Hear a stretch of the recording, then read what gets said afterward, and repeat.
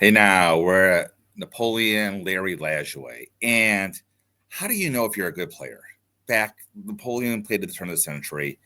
And back then, you knew you were a good player basically if the team is named after you. That's right. Before they were the Cleveland Guardians, they were the Cleveland Indians. But before they were the Cleveland Indians, they were called the Cleveland Naps. And it was named after their manager, Cleveland Napoleon Lajoie. So I could think of like the Brooklyn Robins after Wilbert Robinson and the Cleveland Naps. That's the only two I really can think of that have teams named after such a great player. Ty Cobb called him one of the greatest players he played with, if not the greatest. I'm just looking very quickly at his stat lines right here. Batting average 339 lifetime, 3,252 hits, almost 1,600 RBIs.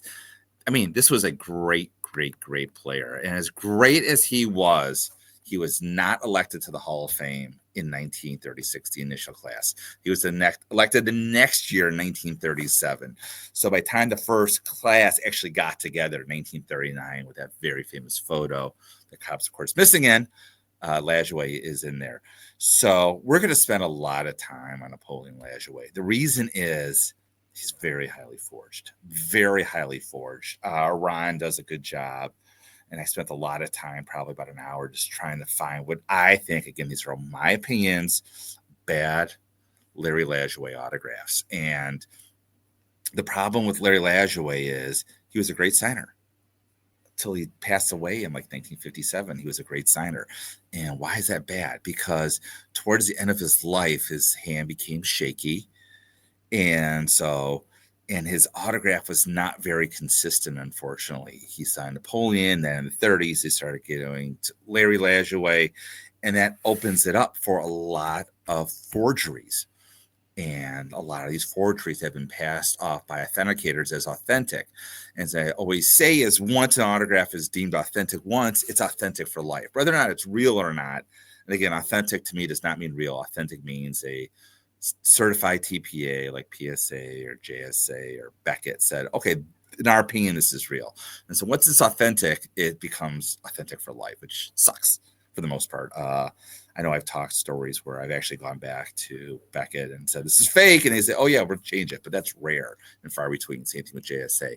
So enough about that. Let's look at Larry Lajoie. Let's spend a good deal of time looking at him because I said there's a lot of bad autographs out there that have been passed as real. So without any further ado, we're going to turn to the PSA autograph facts. I always hit that wrong button. So we're going to start here. And I have a nice Lajoie. We'll look at it in a second. But my dream would be to get a Napoleon Lajoie autograph. He signed most post-career Larry Lajoie. As you can see here, we have a 1906 letter to August Herman, which means probably stolen. But again, it's a beautiful autograph. So you can see right here, the Napoleon Lajoie. And again, usually you'll see a break between the N and the A. And again, Napoleon Lajoie is a much rarer autograph than a Larry Lajoie autograph. The L has tons of flair. The autograph leans to the right. Even later in life, he always leaned to the right.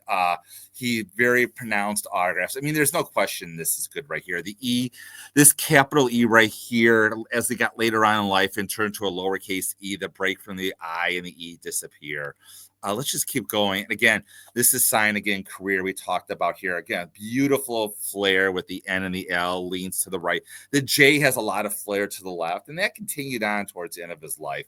You see the break between the I and the E, and again, the capital E. Unfortunately, these autographs, again, beautiful autograph. These autographs are much rarer than Napoleon Lajoie autographs than they are the Larry Lajoie. Again, you don't see the E flare out that much. Again, this is real. I'm not saying it's not. Again, I think this is his date of death right here, 27. Napoleon Lajoie was one of the early pioneers of a couple of things. One of them is dating his autographs. Majority of autographs you see will be dated the date he signed his autograph. He usually signed them in spurts later on in life. But again, right here, again, beautiful. You see how the L, the autograph leans to the right. The J has a nice flare to the left. Like I said, the E rarely flares out. A break between the I and the E. Uh, this autograph, I mean, this card is very rare. I won't get into the story. That the fact that it's autographed makes it even more rare. Let's go past that. Let's get to, again, beautiful government postcard right here, signed full. I would love to own this autograph right here. You can see right here, everything we talk about leans to the right, the beautiful L. One thing to talk about is the L. See right here, usually flares out over the A, and we'll get to this later. I want to get to some of the later autographs of Lajoie only because that's what's really much more common in the autograph marketplace. Again, okay, now we're moving to the Larry Lajoies, which he started doing in the mid 30s. Cy Young, greatest pitcher of all time, won 5'11". Again, right here with the L, you see how the L's over the A right here, and it's a nice flare right here. The R's right here, we'll talk about that later. The R's should be about the same height as the A's. They should be very pronounced.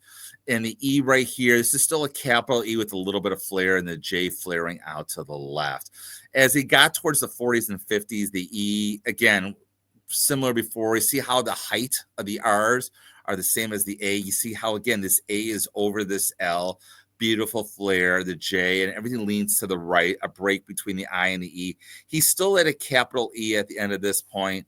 Again, this is obviously a signed contract. Okay, now we're moving towards the 50s, and this is the last decade of his life. And so this is when stuff gets forged, it's usually coming autograph side in the 50s towards the end of his life. Now we talked about now the E has gone from a capital E right here to a lowercase e. The J is still flaring to the left, but not as much. A lot of the autographs signed in the 50s, and again, forgers know this. It's a 2-stroke 5 down here. Again, this is still a nice signature. The R is still the same height pretty much as the A, and a nice flare, like I said, to the L's right here. Again, 2-stroke right here. Again, government postcards for the most part are good.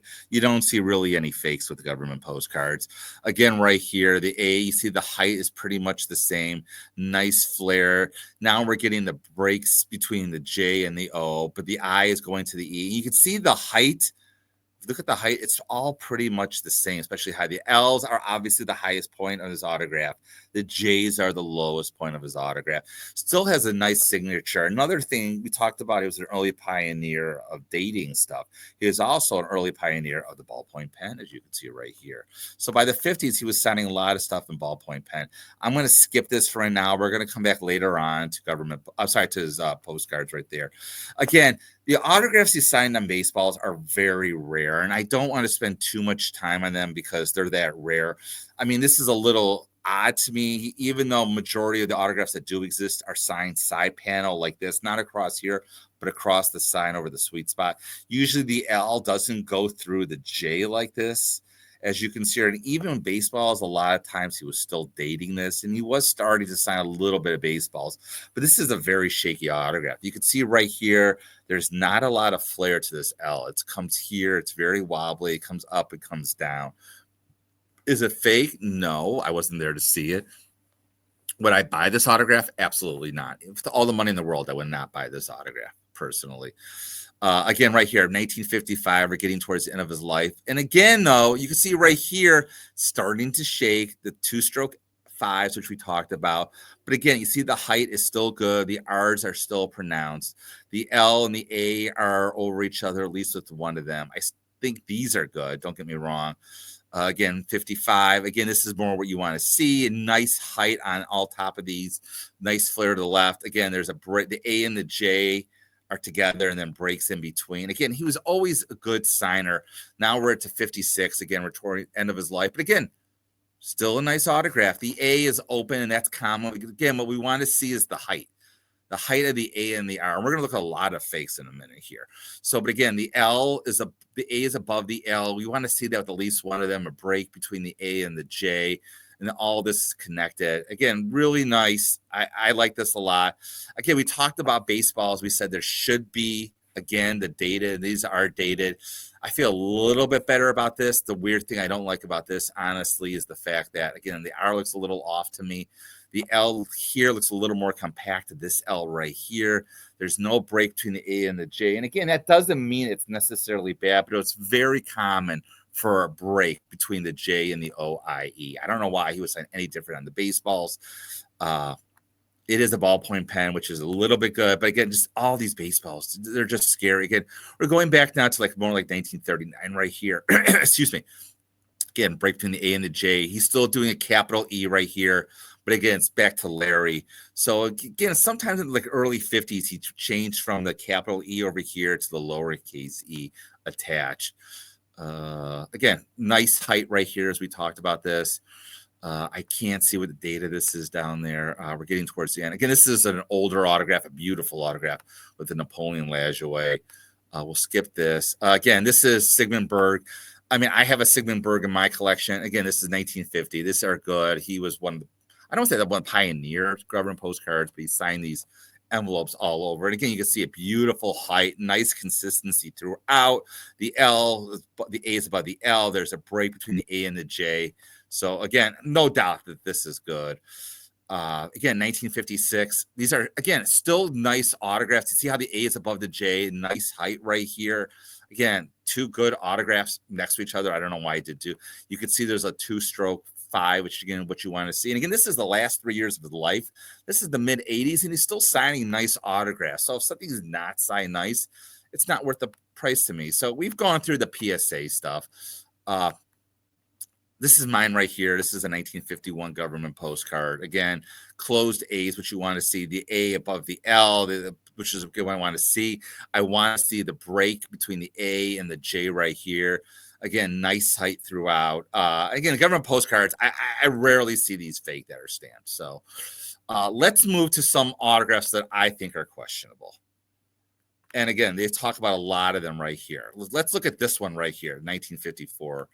This 8 is really out. But the crazy thing is, number one is this L goes back really far back. That's very weird. Number two is the A is not above the L at all. You could see right here. They got the breaks right. But the most telling thing is, look how he spelled his name. R, then another R. So is this good? No. I don't think this is good at all. And the 5s are just, it's not even. It's nice, not nice. Yeah, the forger knew. I shouldn't say it's a forgery, but I think this is a forgery. And they knew that to put a date here. But again, it's not. See how it's not level at all. The date. Usually the dates of them are good. Again, this sold at Heritage a couple of years ago for $870. Not a fan at all. I would not buy this autograph. I don't think this is good. Let's look at another one right here. The signed baseball.